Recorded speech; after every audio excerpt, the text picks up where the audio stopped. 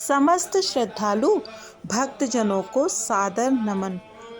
आज श्रवण करते हैं भाद्रपद शुक्ल पक्ष की वामन एकादशी की विधि, महात्म्य एवं कथा।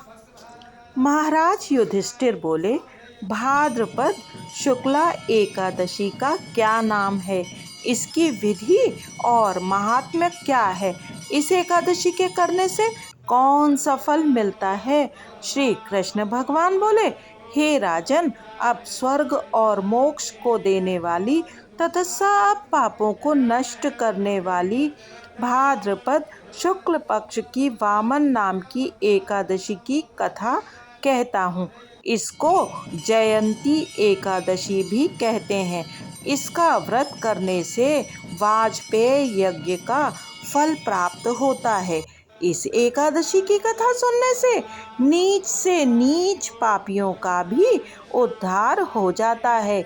जो मनुष्य इस एकादशी के दिन मेरी वामन रूप में पूजा करता है, उसे तीनों लोकों में पूजन करने का पुण्य फल मिलता है।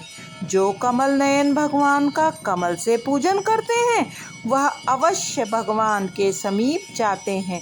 सभी को इस एकादशी का व्रत अवश्य करना चाहिए। इस दिन भगवान विष्णु क्षीर सागर में अपने 4 मास के शयन के मध्य में करवट लेते हैं, इसीलिए इसको परिवर्तनी एकादशी भी कहते हैं।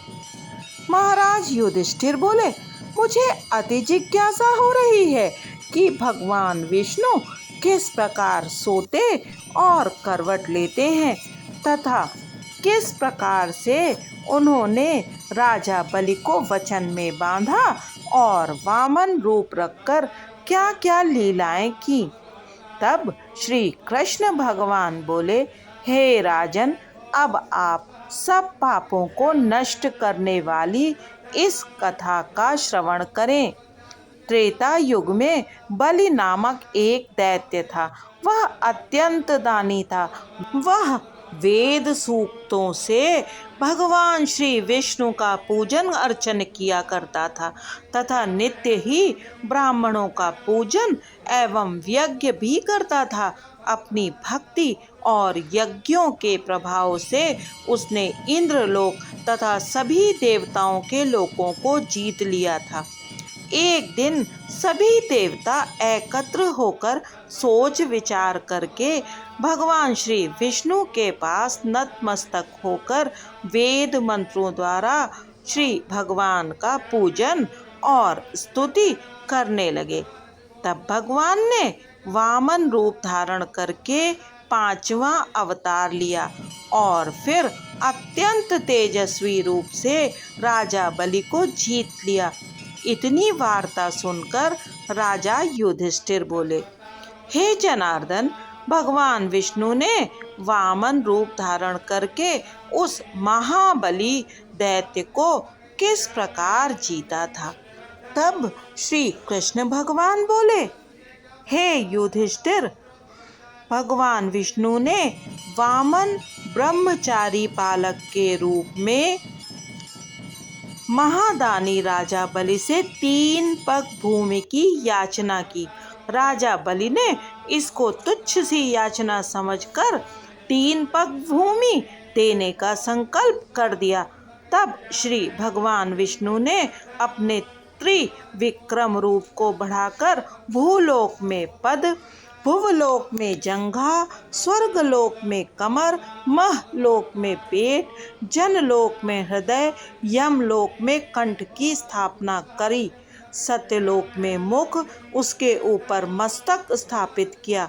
इसे देखकर सूर्य, चंद्रमा आदि सब इंद्रादिक देवता वेद सूक्तों द्वारा श्री भगवान की स्तुति करने लगे। तत्पश्चात राजा बलि से वामन भगवान ने हाथ पकड़कर कहा, राजन, एक पग से पृथ्वी, दूसरे से स्वर्गलोक पूर्ण हो गए हैं। अब मैं तीसरा पग कहाँ पर रखूं? तब बलि ने अपना सिर झुका दिया और श्री भगवान ने अपना चरण बलि के मस्तक पर रख दिया, जिससे भक्त बलि पाताल को चला गया।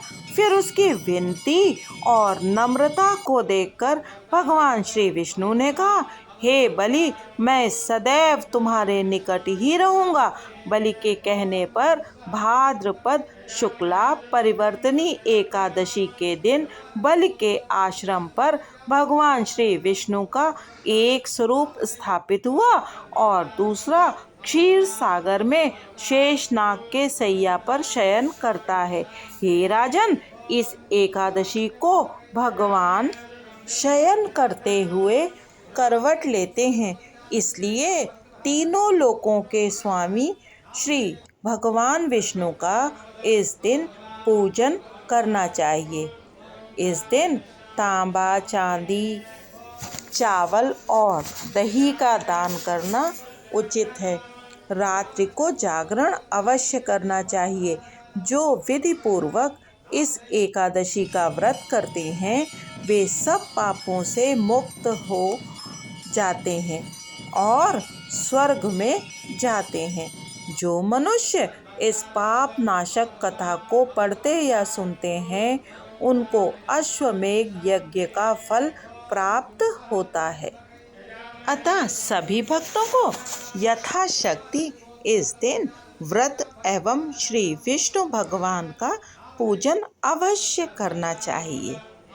जय श्री हरि। यदि आपको ऐसा प्रतीत होता है कि इस वीडियो में दी गई जानकारी आपके लिए कुछ उपयोगी है तो कृपया इस चैनल को अवश्य सब्सक्राइब करें और अपने मित्रों के साथ शेयर भी करें। बहुत बहुत धन्यवाद।